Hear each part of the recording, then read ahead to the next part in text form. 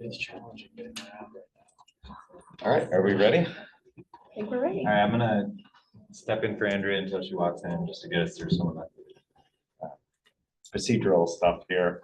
So we will call together our, what is today, August 26th, 2025, meeting of the Des Moines Board of Waterworks Trustees.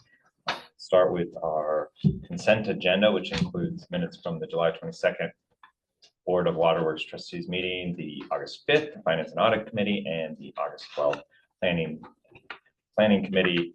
The financial statements, list of payments for July 2025, summary of CEO approved expenditures in excess of $50,000, and our next meeting date of September 23, 2025. Could I get a motion to approve the agenda? So moved. Second. I had a couple questions on the financials, I guess. Amy, could you talk us through the mechanics on the $44 million expense that you backdated to January? Yes, so I wanted to highlight two things on these financials, and the first relates to Central Iowa Waterworks. David, what you're referring to is on this month's financial statements, and we have backdated to January when the effective date occurred. We have removed the assets that were transferred to Central Iowa Waterworks from our books. Prior to that, they were still writing on our books as we were finalizing, going through our audit and so forth. And so on the July financial statements, we removed capital assets from our books. They had a book value of about $169 million. We recognized basically purchase capacity in Central Iowa Waterworks. We have capacity now that we've been allocated. So we have about an $81 million asset related to that. We are recognizing a receivable from Central Iowa Waterworks that is actually coming from the members in return for the assets. Everyone bought in, all the members bought in. And so we are recognizing that receivable in accounts receivable. And then when you get through all of that, there is a loss on disposal of assets, and that is about $44 million. I want to be clear that that is non-cash. It's really for accounting purposes. It's just on paper. And what that loss represents is book value of assets that Des Moines Waterworks owned. But you might recall in that formula, we gave wholesale members that had purchased capacity in Des Moines Waterworks core network credit for the contributions that they had made. It was an amortized value. And so that 44 million represents the value on our books that we gave credit to someone else. Okay. Gotcha. And so for year end, it is going to look like a large net loss.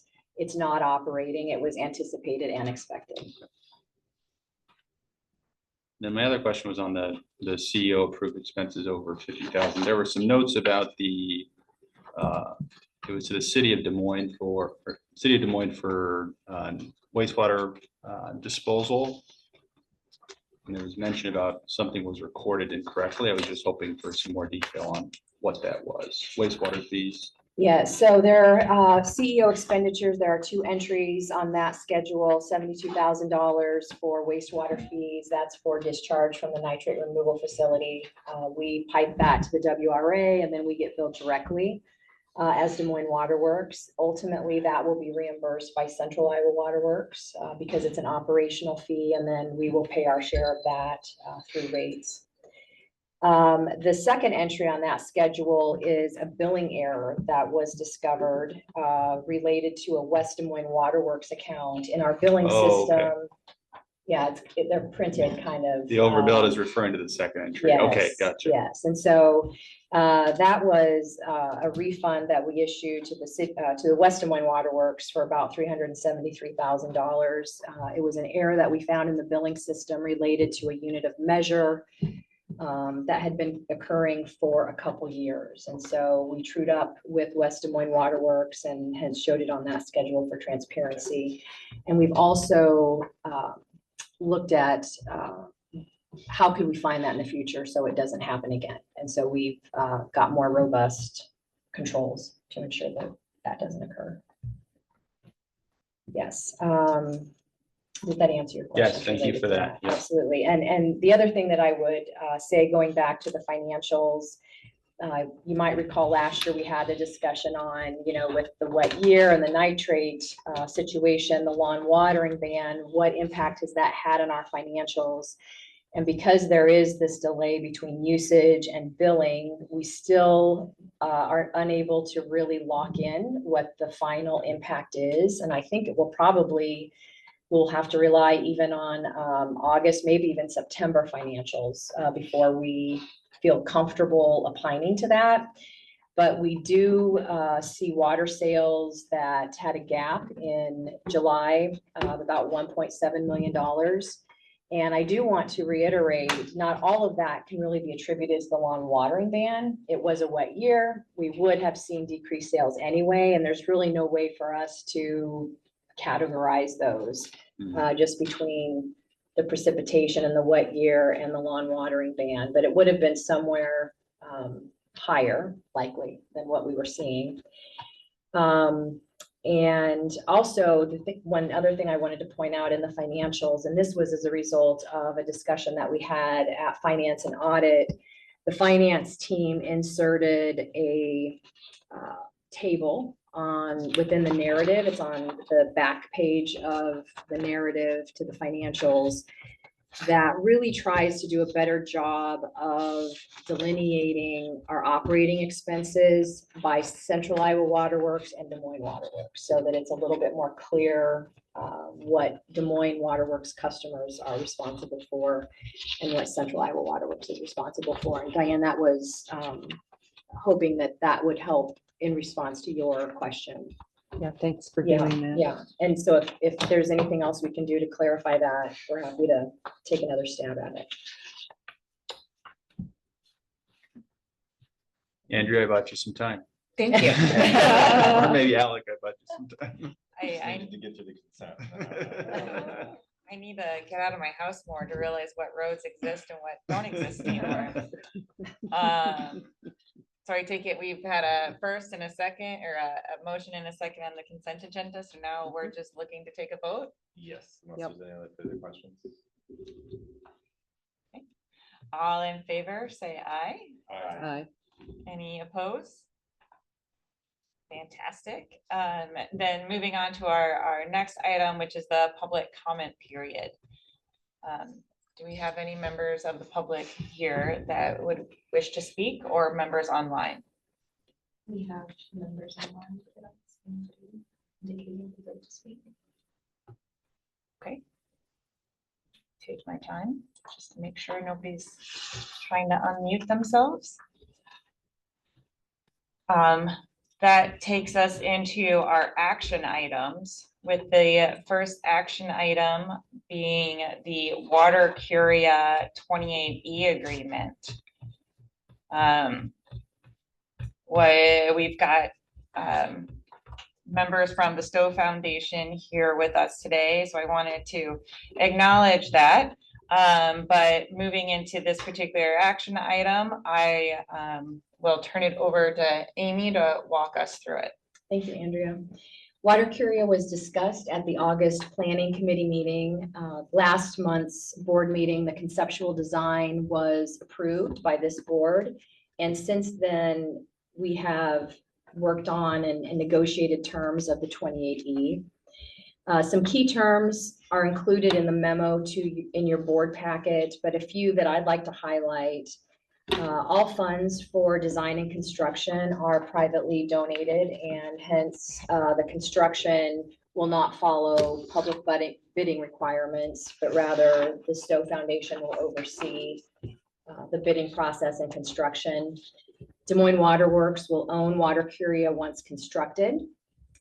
A maintenance fund will be funded by the Stowe Foundation, $150,000 prior to construction and $180,000 after 5 years to continue the maintenance. And Amy Beatty shared at the planning committee that that was a suggestion made by Newman Brothers as based on their experience. And so as costs are incurred, Des Moines Water Works will invoice the Stowe Foundation, and then those costs will be paid from that maintenance fund. When the maintenance fund is depleted, the foundation may replenish the fund or turn maintenance over to Des Moines Water Works. And if it's turned over to Des Moines Water Works, then all decisions will be made in Water Works' sole discretion, including decommissioning water curia if that's determined to be in the best interest. If the foundation dissolves, Des Moines Water Works assumes complete control over water curia, again, including decommissioning if necessary. So John Landy has participated in drafting the terms. I feel it's a very fair agreement, protective of Des Moines Water Works ratepayers. And just as an update, staff has provided construction comments, and the Stowe Foundation's consultants are making those changes. So those two teams are working together, I think, quite productively. And most of the comments were related to safety considerations or flood resilience, which are important. So on this item, we are asking the board to authorize the chairperson to execute the agreement subject to final review and approval of the open items, such as those construction specifications that are still being worked through and costs. So can I have a motion to authorize the chairperson to execute the Chapter 28E agreement for construction and maintenance of water curia between the Board of Waterworks Trustees of the City of Des Moines, Iowa, and the William G. Stowe Foundation, subject to final review and approval by staff and legal counsel regarding construction specifications and costs? So moved. Second. Any questions or comments? I have a question, and Amy, it's for you, so. When do you anticipate that you'll break ground, and where are you on the final fundraising? And can you just let us know now that as we work through that? First, we will definitely keep you up to date. Sure. We are working on and waiting on final costs based on the comments and the discussion that has been had between Des Moines Water Works staff and the architects and Neiman Brothers. So once we have those finalized, which I understand should be within the next couple of weeks, we will have a better idea as to the schedule going forward. In a perfect world, we would love to have the ability to have water curia up and ready for the public on Earth Day next year. We're still hopeful for that, but there are those things that are outstanding that would drive that. Sure, If and that's nobody will the- hold you to it. Yeah, I appreciate that. We are still hoping that we would be able to break ground this fall. But again, dependent upon making sure everything is addressed and knowing what the costs are, then we know where we are from a budget standpoint. Right now, we are at about 2.1 million that has been raised. And depending on how much more even once we get those final costs, we're anticipating that there's probably still about 400,000 to 500,000 that we need. And we've got some outstanding asks for that. So kind of where we are right now. Thank you. I appreciate all of the patience and flexibilities you and Graham who's online have had as we've worked through the design and the agreements and location and relocation and everything that went to this. So I hope that bringing this 20E agreement before the board enables you all to continue to move forward with the process. Thank you. We appreciate all your help on it, support of it. Any other questions or comments? Okay. All in favor of the motion on the table, say aye. Aye. Any opposed? Okay, great. Good luck and Thank keep you. us posted. Appreciate it. Our next item, 3B, is not to exceed 12.1 million water revenue capital loan notes, SRF. the lead service line replacement phase 1 project. Resolution instituting proceedings to take additional action for the authorization of a loan and disbursement agreement and the issuance of not to exceed $12.1 million water revenue capital loan notes. So this is a public hearing on the authorization of a loan and disbursement agreement and the issuance of notes to evidence the obligation thereunder. So I will go ahead and open the public hearing. And by doing so, looking to see if there were any comments received or any comments of anyone here today. There have been no written or oral comments received. Then I will go ahead and close the public hearing and ask for a motion and roll call vote to adopt the resolution instituting proceedings to take additional action for the authorization of a loan and disbursement agreement and the issuance of not to exceed 12,100,000 water revenue capital loan notes. Second. Any further discussion before the roll call vote? I had a couple of questions with respect to this. The first one is, I know it said in there that Iowa gets, is it about 165 million? Right. And that these could be reimbursed at 50%. Do we know for a fact that this will be reimbursed? 49% will be reimbursed, Okay. that will be forgiven. Mhm. And then we will assume 51% we will have to pay back, but the DNR, the IFA, Iowa Finance Authority, is offering 0% interest, which is very favorable. Yeah. So my second question goes to, I know that these amounts will be in designated income Correct. area. Qualifying census tracts. Yeah. When I look at the amount that this will cost to do these lead service lines, is it 200 million that we're projecting it will be? How many of those are in qualifying census? How much of our? We believe there are about 50% probably in qualifying census tracts. So the 200 million, Diane, that you're referencing, we believe we have about 20,000 lead service lines.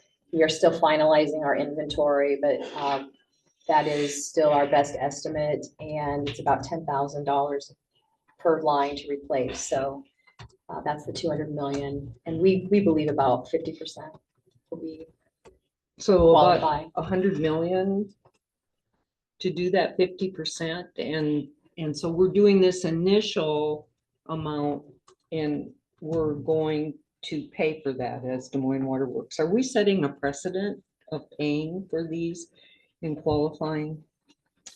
I don't know that we are setting a precedent. We, have spoken with the DNR who administers the SRF program and IFA. And, they would like the funding to go as far as it can. And, frankly, they are really eager for water utilities to take advantage of that funding so that they can request it through the bipartisan infrastructure law, and we don't risk losing it. But water utilities can only move so fast to get these replacements done, just from a logistical and project perspective. So I believe, I'm not aware that the state is at risk of losing a significant amount of money. And in terms of a precedent, we have publicly communicated that, we are focused right now on qualifying census tracts and we want to get started. We've not committed to anything beyond that. So. And just to be clear to your question, when we talk about focusing first on the qualified census tracts and using this funding to do such, that that's intending that those within the qualified census tracts will pay nothing, and we will completely cover the cost with the idea that we will be receiving half of that reimbursed. through Correct, this. correct. And we are starting with the census tracts who scored the highest on, in terms of the determining that socioeconomic score. And so we are starting with the neighborhoods that have the greatest need. So is that then this 200 million cost? It will not be 200 million out of pocket as long as we're able to access this. That's funding. correct, right. $200 million is the cost regardless of how it's funded. That is the cost that it will take to replace those, whether Des Moines Waterworks funds it, whether the SRF funds it and we pay it back, whether homeowners themselves replace their service lines. Do you expect more funds to come from federal No, sources? no, I don't anticipate additional funds beyond what has already been earmarked. Although, there are, we had a press conference here several weeks ago with Congressman Nunn. And he has introduced a legislation that the entire amount would be forgiven. Okay, that's what I thought was Mhm. connected to what we're. Right, and Right. so, and we have spoken with his office quite a bit on, there's just the challenge Yeah. that water utilities are facing because many utilities are not accessing this funding because it comes with basically you have to pay half of it back and rely on including that in customer rates. And so he has, in response to that, introduced that legislation. It's still too early to know where that will go, but we certainly support that. That legislation is also tied to census tracts, correct? Or is it? It depends on how it's interpreted. There is some question on that. So do you think there may be part of this 165 million or whatever it is that was allocated to Iowa for this that's unspoken for because of the restrictions on that? And will they maybe go through another funding cycle to allocate that? I we do may not be- believe all $164 million is spoken for. To my knowledge, the DNR, the SRF administrator is still looking for applications. We have the opportunity to submit another application, but we already have 2 applications that we haven't started on yet. And so I think we need to be thoughtful in how many we stack up. We need to get started on this one, but we will be looking to leverage that funding as much as possible. So we're excited to get this started. Yeah, you gotta move quick, because We federal do. funding runs out. If you don't use it, it's usually time constrained. So,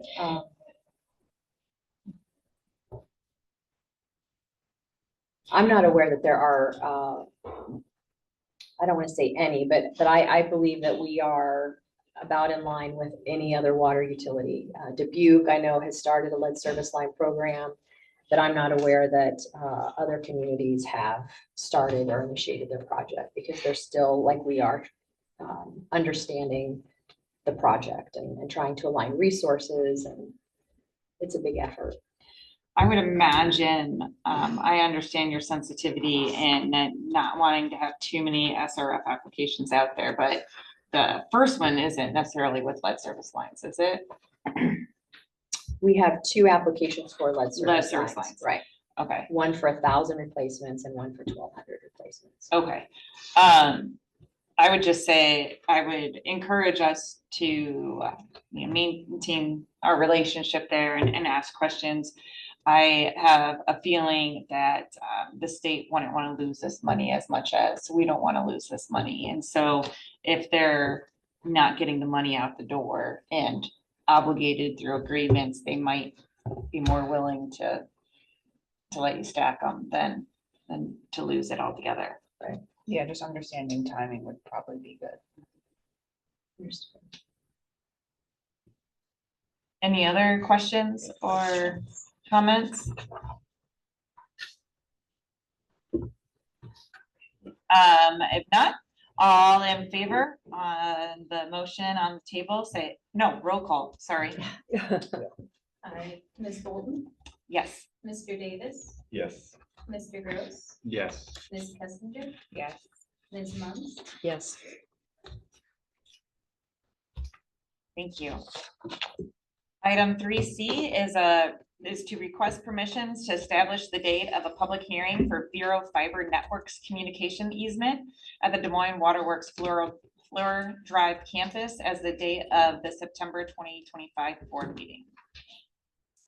Vero Fiber Networks is installing fiber in the area near our Fluor campus, and they've requested an easement to accommodate their work and installations, which will be about 1,750 linear feet of conduit to house the fiber. The easement area is described in the attachment to these materials. It's approximately half of an acre.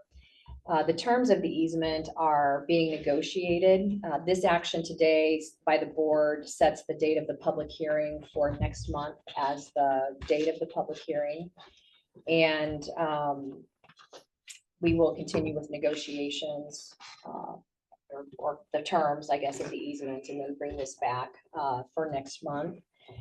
We are working with Vero to try to participate with them in laying some of this fiber. We have a need to get across the river and across the railroad tracks with some fiber. And so we are in our conversations with them, working with them to see if we can cooperatively work with them as they lay this fiber in a way that benefits us as well. So we'll be able to provide more details on that when we have the public hearing next month. But I think it could benefit both parties here. So I would like a motion to establish the date of the September 2025 board meeting as the date of the public hearing for the Vero Fiber Networks communication easement at the Des Moines Waterworks Fleur Drive campus, and direct staff to publish notice as provided by law. So moved. Second. Motion and a second. Any other questions or comments on this item? I have a general question. Who is at risk for this if they hit something? Who is responsible? Is there contract with the city? Is it how are they contracted? The installation, Yeah, Vero has a contractor that they're hiring for the installation, so they would be responsible okay, for any, anything that they hit. okay, We work with them to put all of our utilities on the plans that we will locate in okay, advance. For Awesome. the most part, they are gonna be much shallower Yeah, than we are. yeah. So we don't anticipate any problems. Okay. They would be responsible. okay. Is the city involved in any capacity in this either, or no? It's just the, And the city has been involved with other parts of the installation of this. This is unique and that it's not public right away. got it, And it's all, we issued an easement, a roadway easement to the city of Des Moines 20 years ago when the ML King intersection went through. got it, And so normally they would have not worked with us and they would Yeah. have just worked with the city and have been in public right away. Got it. Because there is no public right away and there's just a roadway easement, they had to get an easement from us. Got it. to get through here. Lucky you guys, okay. Thank you. Okay. So if there are no more questions, all in favor, say aye. Aye. Any opposed? Moving on to item 3D, the 2026 service line maintenance program agreement. We have about 70,000 residential customers who, as you know, are responsible for their own water service line. Des Moines Waterworks does not own those water lines. And each year we have about 500 customers that find that their line needs to be repaired, or their stop box, which is the curb stop that how we operate water on and off. Those either need to be repaired or replaced. And those repairs, as we just talked about in the prior agenda item, can be, to replace a new line can be upwards of $10,000. So we began a program in 2012 that offered an optional insurance for these types of costs. That was after an RFP process in 2012. We chose HomeServe in that process, and they have been providing this service since 2012 under a contract that we have with them and several amendments to that contract. The current agreement expires at the end of this year, and so we issued another request for proposal since it has been quite a number of years since we have gone out for a proposal for this. And we received two proposals, HomeServe, which again is our current provider, and then OnCourse Home Solutions, which is affiliated with American Water. A cross-functional team from customer service, water distribution, and engineering evaluated the proposals, and several key comparisons are shown in your board materials in the board memo. Both proposals offer full replacement of lead service lines if the line is found to be in need of repair or that stop box needs replaced, which is more favorable than our current contract. And so especially in this climate of knowing what we're up against with lead service lines, I think that that's a really important consideration. Frankly, both proposers offered that, so they are equal in that way. OnCourse pricing starts lower, but escalates faster. HomeServe locked in at $7.99 for the entire 5-year period of the agreement. And Laura, is their current price $6.99? So $1 more, and then they lock it in. HomeServe is offering $50,000 a year for our customer assistance program, Project H2O, versus $20,000 with OnCourse. And there are other terms here, but those were the ones that I thought I would call out. I think either entity could provide a good program for our customers, but after evaluating, the team has recommended that Des Moines Water Works proceed with HomeServe and continue that relationship. So we are asking the board to authorize staff to execute an agreement with HomeServe pending final legal and staff negotiation and review of the terms. All right, well, now I'll wait and go ahead and ask for a motion to authorize staff to negotiate and execute a program agreement with HomeServe USA following legal review for the provisions of the voluntary service line maintenance program effective January 1, 2026. So moved. Second. I will say, Laura, your information that you provided during the committee meeting was extensive.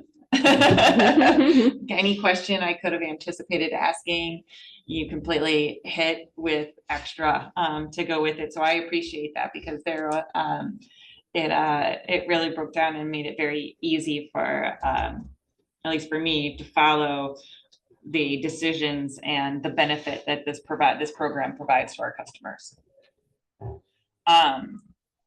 Any other questions or comments? Just a comment there. Laura also in her presentation called out the discrepancy between on bill and off bill. You can see in the proposal here, HomeServe is proposing to continue to be on bill, so the customer pays one bill through Waterworks. OnCourse was proposing off bill to start and then open to a transition. I saw that as a big decision point in the scoring matrix. You're going to naturally lose some customers if you do transition to that off bill, and being open to transition, there's obviously devil in the details as you work through that. So thought that was a big point to call out. I also think there's a very significant business advantage for us to know who is on or who has the protection so that we can better counsel and work and communicate with customers. And if it were off bill, we wouldn't know who those customers are. So I agree that was a key point. What percent of our customers do you think have this? About 75% of eligible customers Great. still take the coverage, which is quite remarkable for a program like this. Amy, I didn't understand what you said. You made some reference to lead service lines. Yes, so both of the respondents, if there is a repair needed or any type of work needed on that lead service line, a stop box breaks, they will replace the whole line if it's lead. And the current contract, it does not require them to replace the line, they can just repair it. So that's a positive, yes, Yeah. term. Especially if it's just the stop box that needs a Right. repair, because that's Yeah. beyond the Yeah. line, that's. Yeah. Yeah, huge. Will you talk about what we had before we had this coverage? We had nothing. And what was happening was that our customers were getting,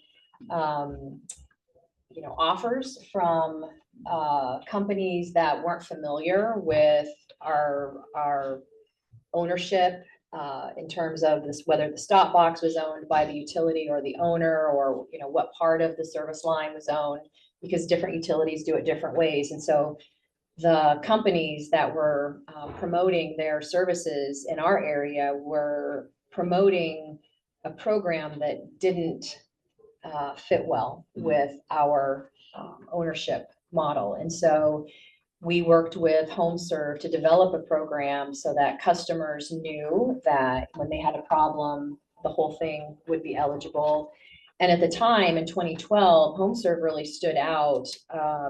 I was involved in that selection, and they were a very favorable rate. They had the richest benefits. And so, over the years, I think they have provided great value to our customers, and customers like to have options. It's certainly optional. You don't have to have it, but 75% of those who qualify do. And so I think that speaks to the benefits that they are providing at an affordable cost, frankly. So is this kind of a voluntary, so this is basically kind of electing them as a preferred vendor in this regard, like someone could go out and get a different coverage if they wanted, but this is us saying, this is who we have vetted and we think is a good option for you, and it's in the going. That's right. There are plans that are available openly on the market. The risk to the customer is that it doesn't, it's not well suited to the ownership that they have in their own service line. So for example, many of the unaffiliated programs would not replace the stop box. And that is where most of our repairs or replacements are. And so customers were getting really frustrated with that. And so this is just an affiliated plan, but we have vetted it. We have created it with the ownership here in Des Moines in mind. And is there any restriction we would have around having just a sole affiliated plan, or could it be something where we could potentially have multiple vendors that are approved, I guess you could say, and the customer can select? I think that would be difficult to manage. Just from a From us, oversight right. perspective. Right. I think that would be at unnecessary cost and complexities. So we have a motion and a second. All in favor, say aye. Aye. Any opposed? Okay, thank you. Moving on to item 3E is the 2024 Polk County Water Main Replacement Contract 1. This is a public hearing. It is a public hearing, so I will go ahead and open the public hearing and ask for comments from the public regarding the form of contract, plans, and specifications and estimated cost.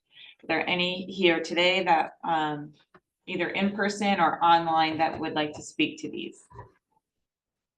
We have received no written or oral comments. Okay. So then I will close the public hearing and ask for a motion to adopt the form of contract, plans, and specifications and estimated cost. So moved. Second. And all in favor in doing so, say aye. Aye. With that, Amy, could you give us an analysis of bids received? Yes, the project replaces cast iron water mains along Northwest 49th Place, and it also provides for a new water main along Northwest 2nd Street to replace a private water main so that customers can connect to the publicly maintained main. We received 3 bids, as you can see in your memo. The two lowest bids were competitive and below the engineer's estimate of $1,536,000. The third bid was priced quite a bit higher at a little bit over $2 million. The lowest bidder, Pierce Tobin, okay, should have cleared that first. Completed successful projects or has completed successful projects with the city of Cedar Rapids. And so staff is comfortable with Pierce Tobin and recommends that the board award this contract for $1,456,896. Okay. With that, I believe I need a motion and a second before we can discuss any other additional details. Do I have a motion? To award the 2024 Polk County Water Main Replacement Contract 1 contract in the amount of $1,456,896 to Pierce Tobin Construction, Inc., and to authorize the chairperson and CEO and general manager to execute the contract. So moved. Second. Is this our first time working with this contractor then, if they awarded a bid? Yeah, I believe so. That's why we put the Cedar Yeah, Rapids they- reference, yeah. No, That's, Yeah. that's great. But we had staff that worked at Cedar Rapids that have worked with them, so they were comfortable, yeah.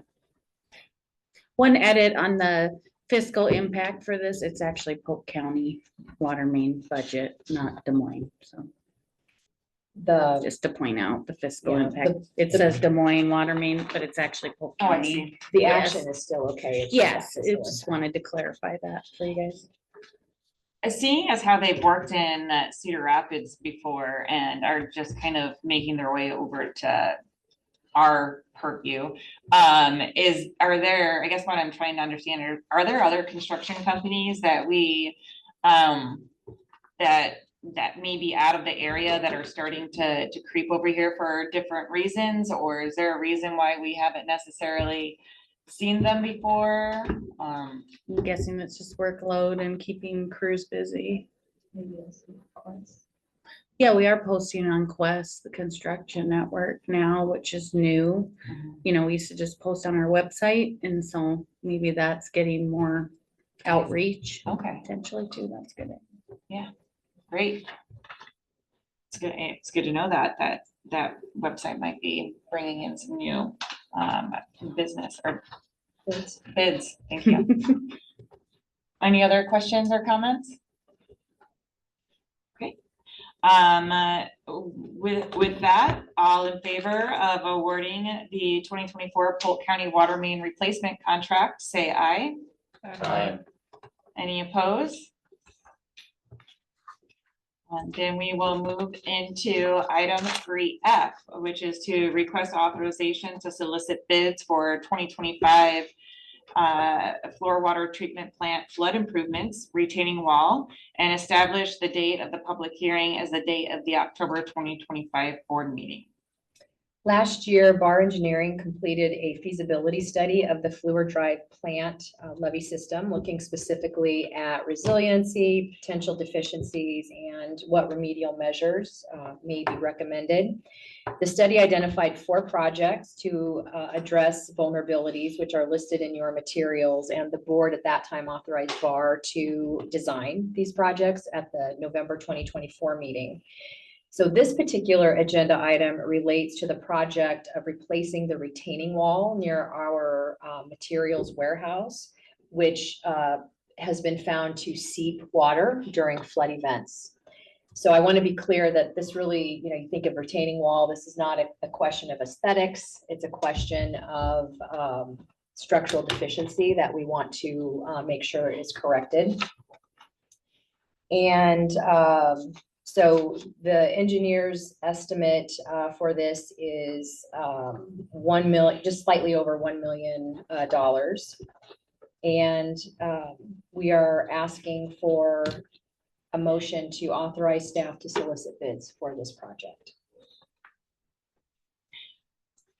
I have a motion to authorize staff to solicit bids for the 2025 floor water treatment plant flood improvements retaining wall project and establish the date of the public hearing as the date of the October 2025 board meeting and direct staff to publish notice as provided by law. So moved. Second. I have a question here. Is this an improvement? Will this be paid by, reimbursed by CIWW, or is this the Des Moines Water Works? That's a good question, and there is some shared, my understanding is some shared responsibility for the levy between Des Moines Water Works and Central Iowa Water Works, and I'm not quite certain yet how this will be allocated. But it's shared. So with that, will they be involved then in the in soliciting bids or reviewing those? The 28E this would be considered in the Central Iowa Water Works 2080 a joint capital project because it is something that we would administer. And so it will run through this board would be my understanding. And then our staff updates the technical committee, which flows through to the board. So there is communication, but involved in the actual process of selection, no. Any other questions or comments regarding the solicitation of bids? All in favor, say aye. Aye. Any opposed? Thank you. Moving on to item 3G, which is to request authorization to solicit bids for the 2025 Maffitt Residuals East Lagoon cleaning and establish the date of the public hearing as a date of the September 2025 board meeting. The McMullen plant uses conventional lime softening, just like our Fluor Drive plant.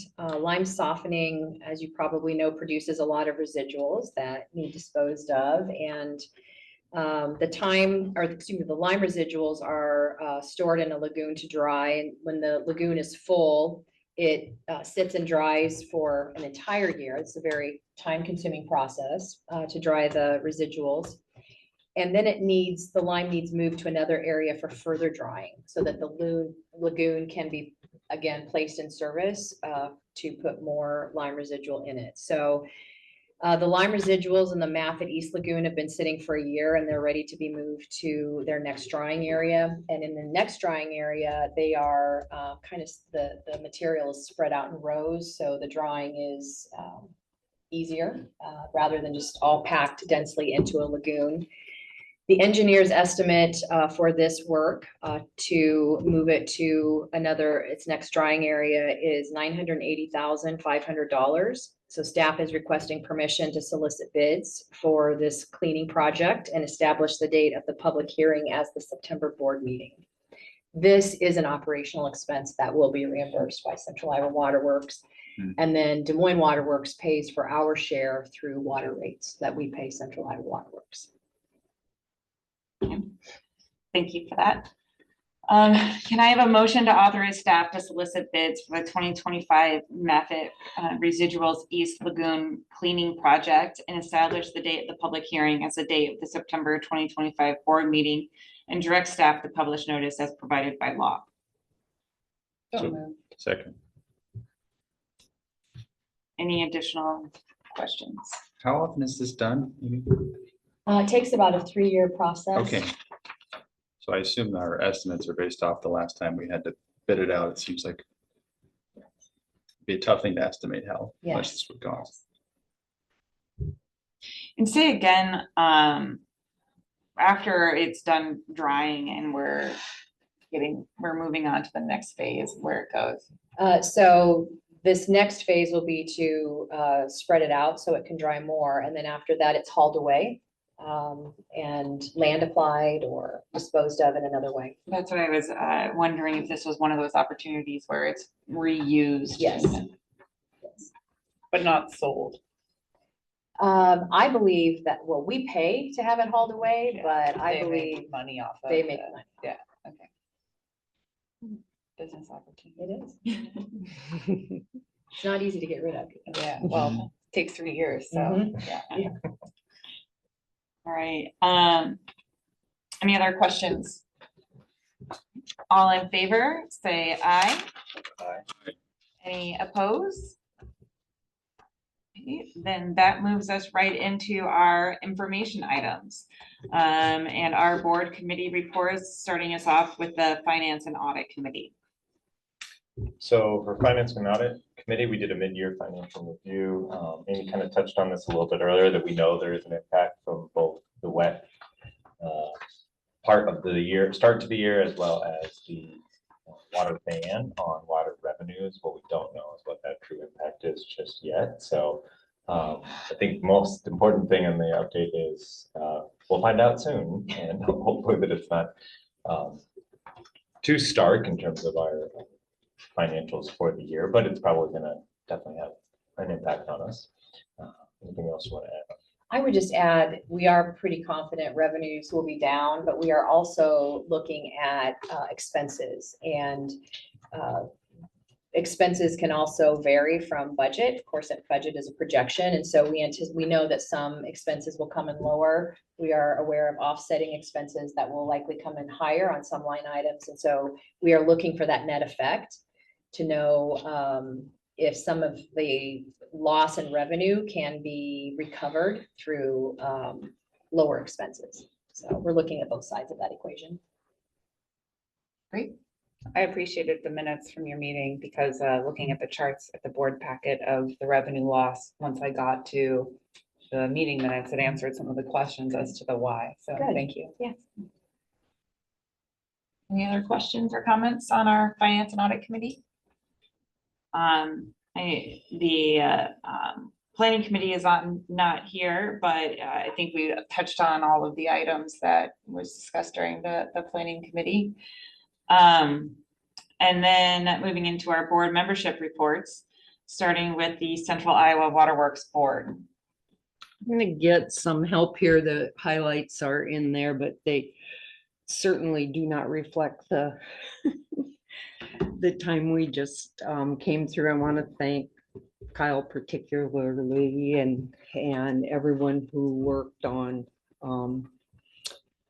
getting us through the ban. I know that there was a lot of work by our staff in working on that. The ban has been completely lifted. I believe that the ban went for how many days was it? 100 and I don't have the number off the top of my head. We should have it burned in, but. yeah, we should. we We should. And this year went into August for Yes. the first time that we had to run Nitrate. the nitrate. So thanks to everyone. I will say that the Central Iowa Waterworks Board is doing a review of the event and what happened and how can we do it better. A survey has gone out to a number of people asking about the information and what they got, and were they satisfied or not satisfied? What could we do better? So we will be looking at those survey results. There will be, I think, a report from that. And, this is the first time that we have done this as Central Iowa Waterworks, and I think we all acknowledge that we could do it better. And there is a commitment by the board. Next time we'll be looking at the water shortage plan, the way that it's drafted, to see whether or not there are things that should be changed there. So I think we're all really happy and hope that that event is behind us, and we will make preparation should it happen again with the information that we have received. I think, and I don't know, Kyle and Amy, you can talk about this, plans to what we're kind of looking at as Central Iowa Waterworks Board to add additional nitrate facilities. The Central Iowa Waterworks Board authorized a reallocation in budget from, you might recall, our Des Moines River Wellfield project, where we looked at a water source, alluvial water source along the Des Moines River several years ago. And unfortunately, it didn't yield the water or the results that we had hoped that it would. And so we still had some money left in that budget. And so the Central Iowa Water Works Board authorized the reallocation of that to evaluate the nitrate removal facility at Fluor Drive. What other options, what other treatment is available? Could the facility be expanded, and what are all of the implications related to that? One of the challenges that we do know is that the WRA, of course, we discharge the nitrate removal, the salt brine essentially to the WRA, and they are unable to take, significantly more. To have gone through this year's events without a lawn watering ban would have required about 26 vessels compared to the 8 that we have. So 8 to 26 would be a significant amount of discharge that the WR we would be asking them to take, and they are just unable to do that. And so it's looking through challenges like that. What can we do to become more nitrate resilient here at the Fluor Drive plant? The technical committee continues work on the Saylorville expansion, the Grimes plant, and looking at a new West plant. So all three of those would be expansions. They would, I think, they assist us with the nitrate issue. They would provide us additional resilience because of the source water, as I understand it. Yes, with every expansion, with every treatment plant that is constructed, the water quality challenges are considered, and those capacity expansions are nitrate resilient. For example, McMullen, of course, that plant is already up and operational for a number of years, but it relies on no lower nitrate water. Maffett Reservoir, Crystal Lake, and so every expansion is considering those challenges and making the system more resilient. Again, I want to thank our staff because we are a producer utility, and there are only 3 producer utilities. I think you take on additional responsibility at that technical committee and at looking at these additional expansions. So we certainly appreciate you. Right, and there are 4.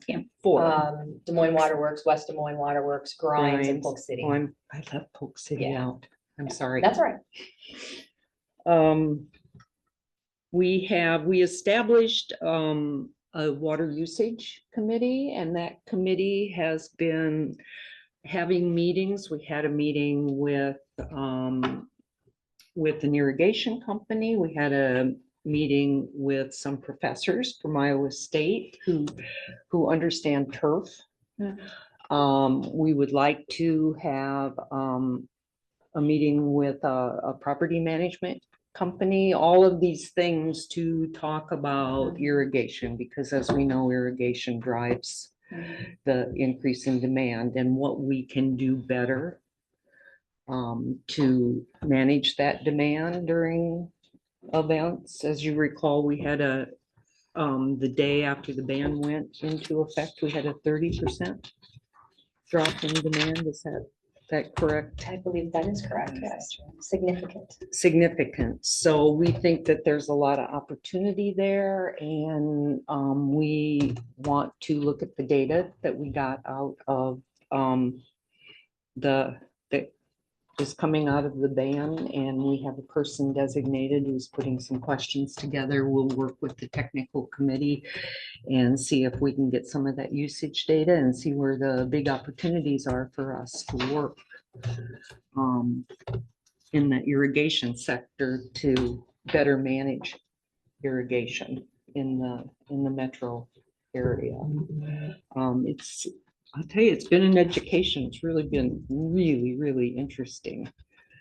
Diane, am I correct that you chair that committee? I do chair that. And Lindsay also serves on that committee She representing does. Des Moines Water Works, so we are well served. Yep, we have a very active committee. People who are very interested in this topic of how we can go at this issue on the demand side. Our board meeting is tomorrow at 3 o'clock. So if you have an opportunity to look at the agenda, if there's anything there that you have an interest in, please let me know. The Central Iowa Waterworks now has new offices out on West Town Parkway, which are quite nice, Nice. small and nice. I have a question with the money that's being reallocated to look at the nitrate removal system and its possible expansion. Will it also give any report or any evaluation on not just the cost to do that, but what the rate adjustments would need to be in order for us to provide more facilities to clean the nitrates? I don't know that the study has that within its scope, but once the costs are outlined, staff can provide that information. Because I asked that because I think it's important as we continue to think about how we're expanding, creating new facilities and addressing the nitrate solution. And I think that was kind of a repeated note in all of the water band press conferences is our work to expand our facilities and build more facilities. But and so I know that the public heard that piece, but I don't think what is really hitting is that with all of these expansions, with all of these building more capacity, it comes at a cost, and that cost is going to be passed on. And so the need for folks to consider the source of the source water that we're dealing with and how other solutions may be out there, as opposed to us just building more capacity. And the capacity is to really address growth and Sure. everything that comes with that. And Sure. so it's not just a water quality, it's also water quantity for those expansions. Sure. Mhm. And then I was going to ask about the survey that Central Iowa Waterworks is sending out. Is that going to communities or is that going to private citizens, individuals that they're collecting that information and data It went to from? communities. didn't I it? am not It went to aware it went to mayors. private citizens. Yeah. I think it went to the distribution. Is Tammy on? There were about 200 individuals that got the daily updates. and Sure, I so think like the that's who it went to. stakeholder communication, I see. That makes sense. I imagine, addressing how everything was handled, understanding the communications at that community level is probably makes the most sense in getting information back on that. Because I appreciate everything that Central Iowa Waterworks did to, as well as our staff, to move us through that time during the summer. And I just want to make sure that the stakeholders that are giving you this feedback is something that will be able to be used and incorporated into any future planning. I think that's That the I know that it plan. will be. I think we all acknowledge we can do better and we want to do better. So, Yeah, I think the challenge was the event, such a challenging event came so so quickly. early in And the so life quickly. of Central Iowa Waterworks, yes, and so we move forward. I don't know if Kyle or Lindsay, did I miss anything from the technical committee or? Covered it well. Okay. Moving into the Des Moines Waterworks Park Foundation, I can share with you all that the topic of conversations this past month has really focused on looking at the events that they're bringing in, how to diversify their revenue and manage their events with new resources and tools, issues with or using more tools for parking to minimize impacts there and minimize impacts to the park, thinking about new opportunities to bring to the park. and continuing to, just build a stronger foundation for them as a sustainable organization. Any questions I can answer? Have there been any sound issues this year? I have not heard any That's sound great. issues. That's great. Mhm. All right, and then that moves us into the CEO and general manager comments.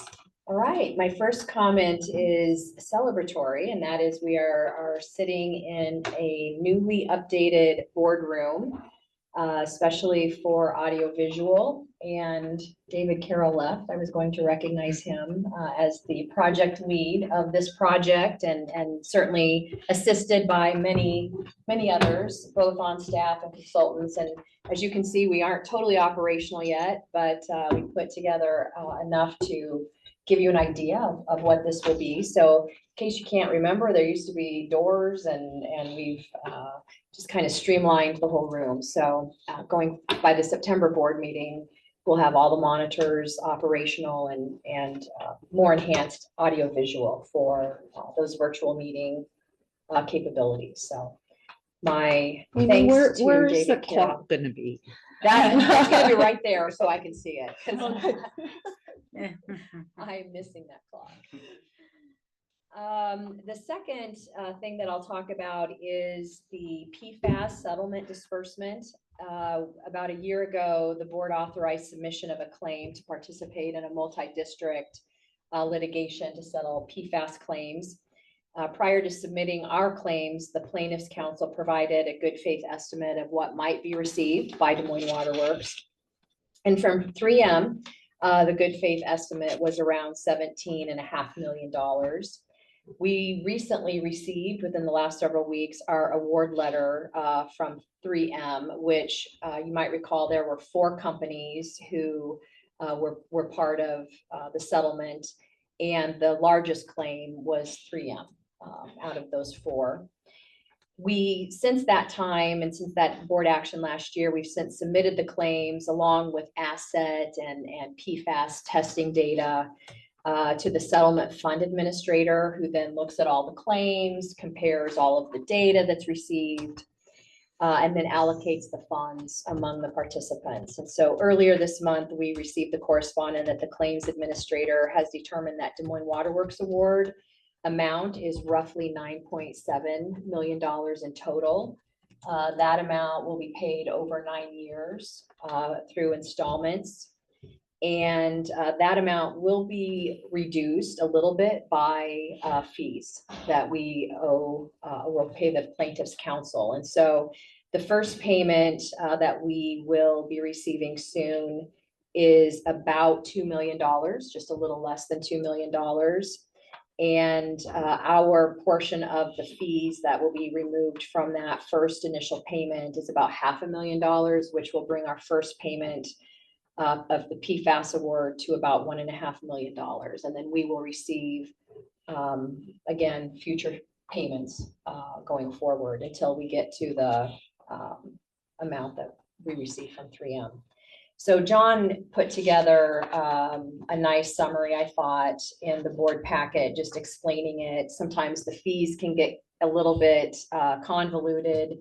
And I know we have some newer board members who weren't here when we had this initial action. And so I'm hopeful that you found the memo helpful and informative. And if you have any questions, John or I, but mostly John, would be happy to answer those.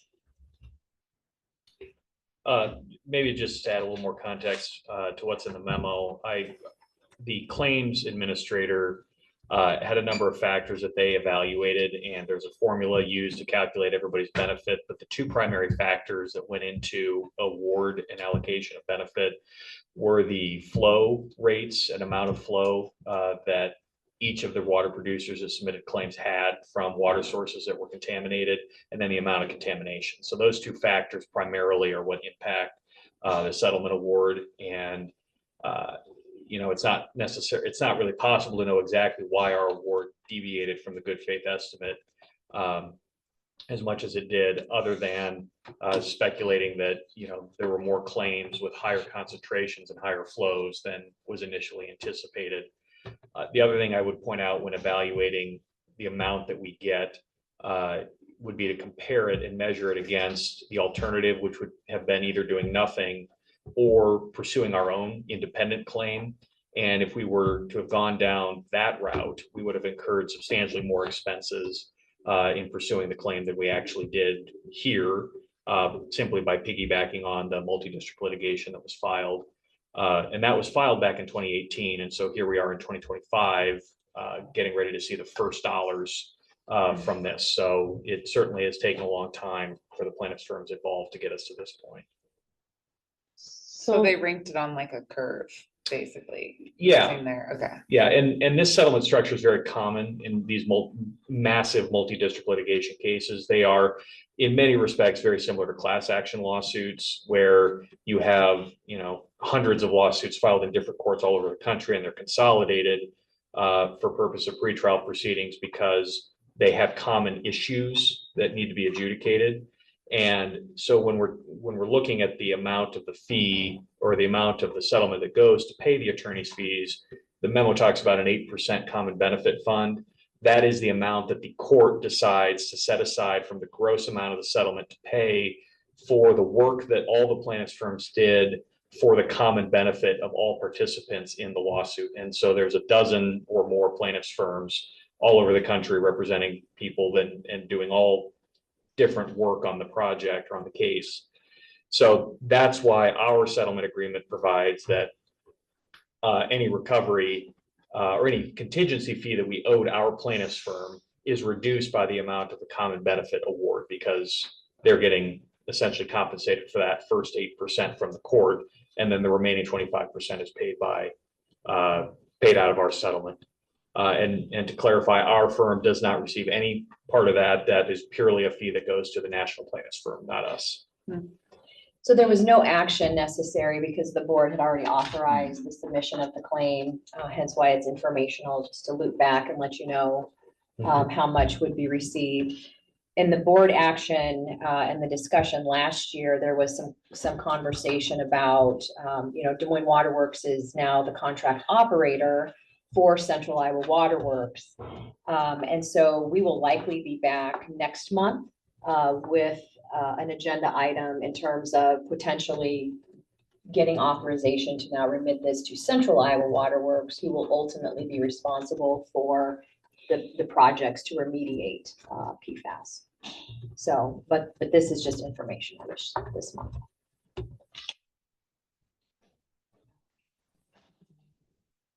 I have one more, if there are no questions, I have one more CEO item. And that is also a CIWW related item. Part of the 28E had there was a schedule in it that recognized that Des Moines Waterworks, prior to the operational commencement of Central Iowa Waterworks, has collected rate revenue for capital projects that will now be the responsible of Central Iowa Waterworks. And Des Moines Waterworks did not get all of those projects completed just by the nature of construction and the types of projects that they are.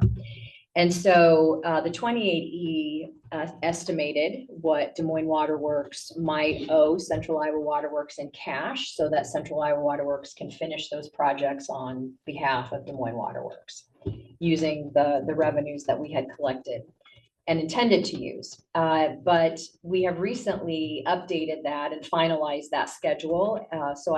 We have included that in the board packet as well. It's Schedule 411, titled Des Moines Waterworks Incomplete Projects for Designated Water Supply Facilities. The amount that we estimated we would be remitting to Central Iowa Waterworks so that they could complete these projects was about $9.7 million.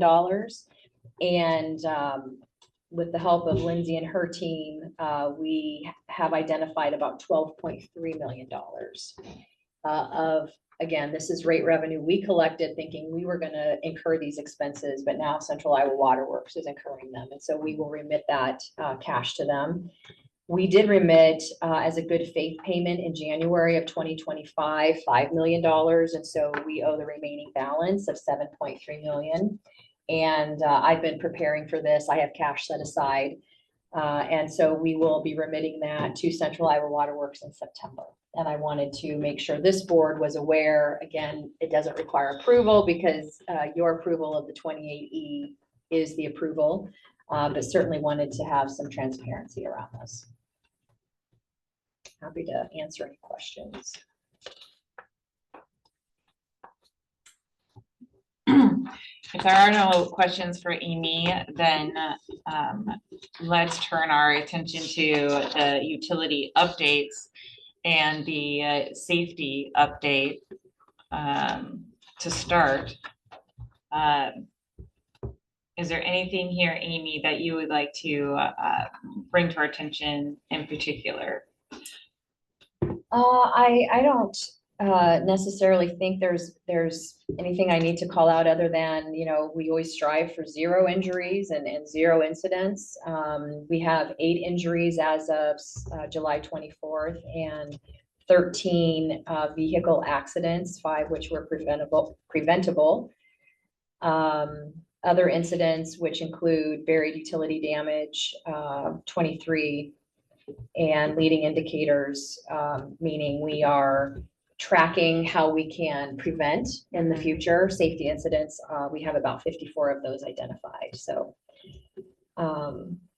injuries and such used to be in our KPI, but for goals, but we've taken that off. Are we still keeping a sense of where we are comparably from year to year with injuries and yeah, I think we are tracking pretty average on injuries. I think in the past, we have had a goal of 11 or 12, which averages about 1 a month. And this again would be about 1 a month.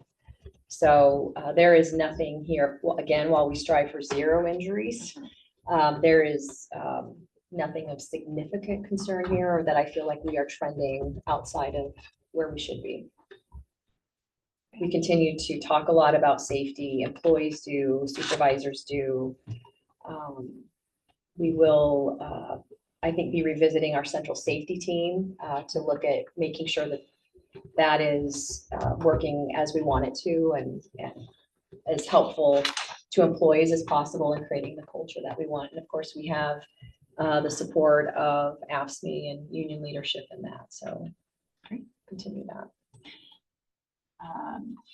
Any questions on safety? And then our outreach update, there's a list of outreach events and quite substantial list of outreach events and public relations, legislative and partnership opportunities and discussions and tours.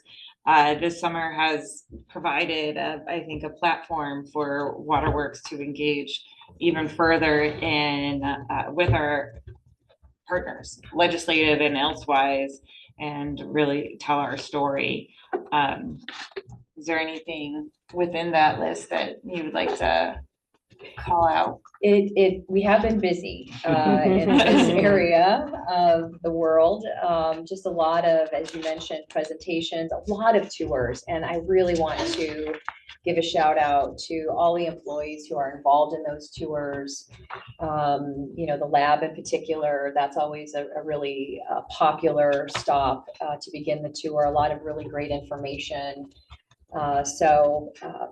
We've been doing podcasts. We've had a lot of legislative, governmental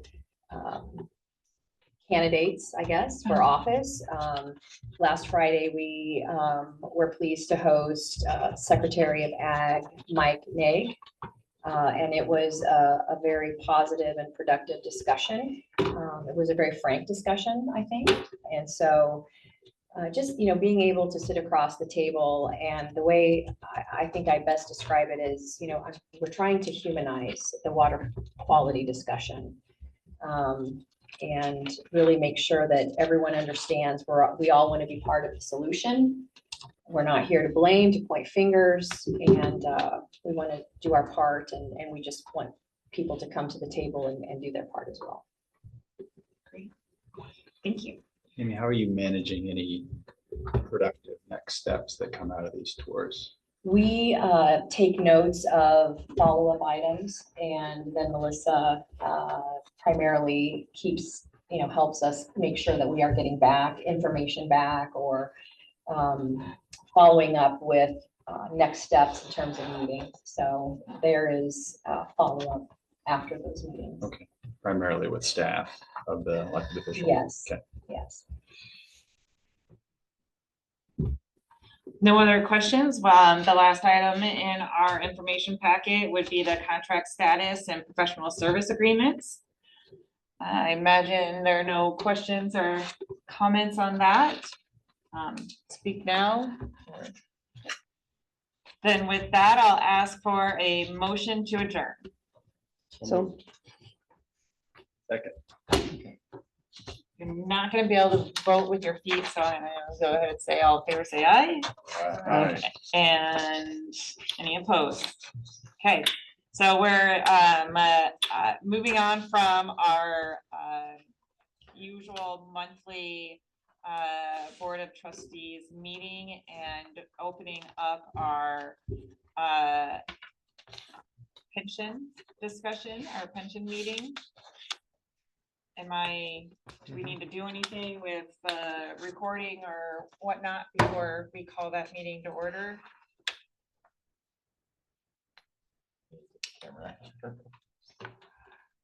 Oh, we do.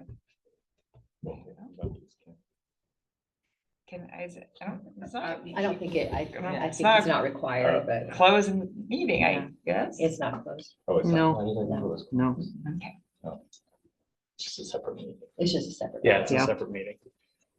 Okay, well, if everyone is ready, we'll go ahead and call to order the Board of Waterworks trustees as trustees of the Des Moines Waterworks and as trustees of the Des Moines Waterworks Pension Plan.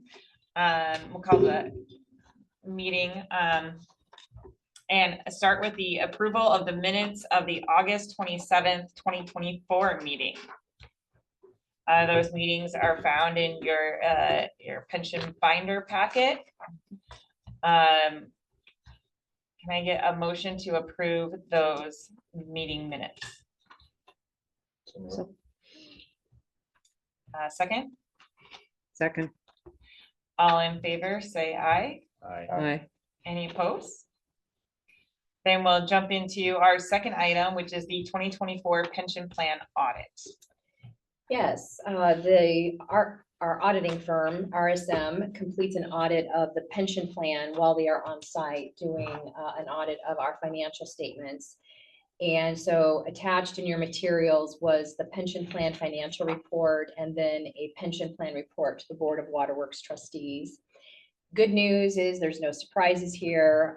We have received an unmodified or clean opinion on the financial statements of the pension plan, meaning they found no material misstatements within those pension records. So RSM did review the reports at the June 3rd meeting of the Finance and Audit Committee. So our request here is to motion, a motion to receive and file the 2024 pension plan financial audit reports. Would anyone like to make that motion? So moved. Second. Any questions or comments on the pension plan financial audit? If not, then all in favor to receive and file the 2024 pension plan financial audit report, say aye. aye, Any opposed? The next item is the pension plan actuarial valuation. Hard to say. The Des Moines Waterworks pension plan, of course, as we all know, was frozen effective December 31st of 2013. And then all employees became members of IPERS. But although the plan is frozen, we will continue to contribute to that plan to provide benefit to employees for many years. So this agenda item really looks at the actuarial valuation report that Principal provides. It's a statistical report And really the primary piece of information that we always appreciate out of this report is the amount of the actuarial determined contribution, ADC, which we budget for every year.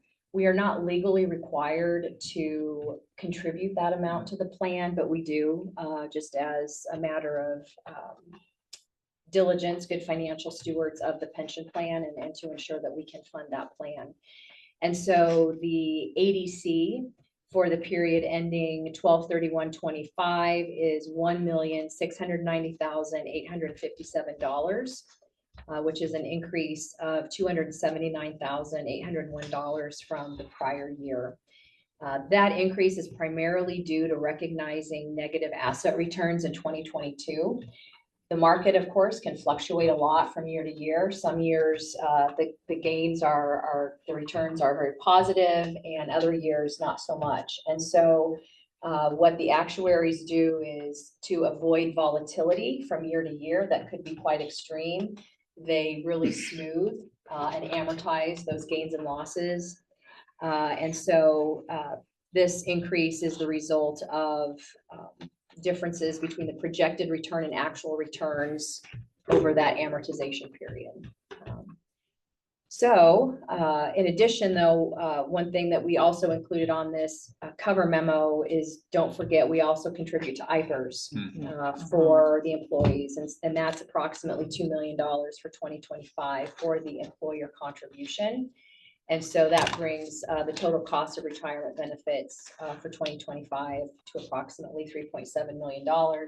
That is budgeted, of course, so no surprises, but we are asking the board to receive and file the pension plan actuarial evaluation. And I have a motion to receive and file the actuarial valuation. So moved. Yep. Okay. Any additional questions or comments?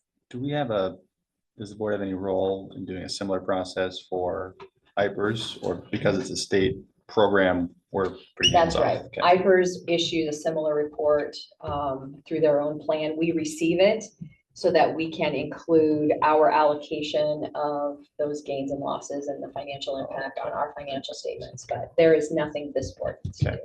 Good question. So I was just scouring that report to understand that we have 75 individuals that are still active in this plan, 74. Am I reading that correctly? On page Yes. 17? On page 17 of 40, yes. Okay. Yeah, I was just curious how many folks were still 30 that are, and then 30 that are terminated, invested, 1 disabled, and then 217 retirees for a total of 322. Okay, so it's a total of 322 That's that are right. still actively engaging in This plan. participating in this plan. Okay, that's quite a bit of folks that are still involved. Yes. Okay. Amy, I think this one will take me a few years to get my head around, but just to make sure I'm on the path of tracking, we'll be paying into this until the last person who was ever on the program retires. Is that right? Yes, when they no longer have life. Okay. And not that we want to celebrate that, because we would like this to go on, but of course, over time, as the number of participants decreases, because they are no longer with us, then our commitment and our contributions will be less. So we will see this tapering down over time, but there is still a liability. I think we said it, the question came up, and at some point in the distant future, when it's small, it could actually be something to be sold off into Yes. a different company. We would Finish the annuitize line, it. like the line, but yeah, so, but that's, We're not there yet. yeah. Okay. Thank you. Okay. All in favor to receive and file the pension plan the pension plan, say aye. Aye. Any opposed? Okay. Moving into our public comment period, is there anyone here who would like to speak regarding the Des Moines Water Works pension plan? Anyone online? Okay, not hearing or seeing any, then I need a motion to adjourn. So moved. Second. Thank you all. Thank you. Good evening, yes. Should not have-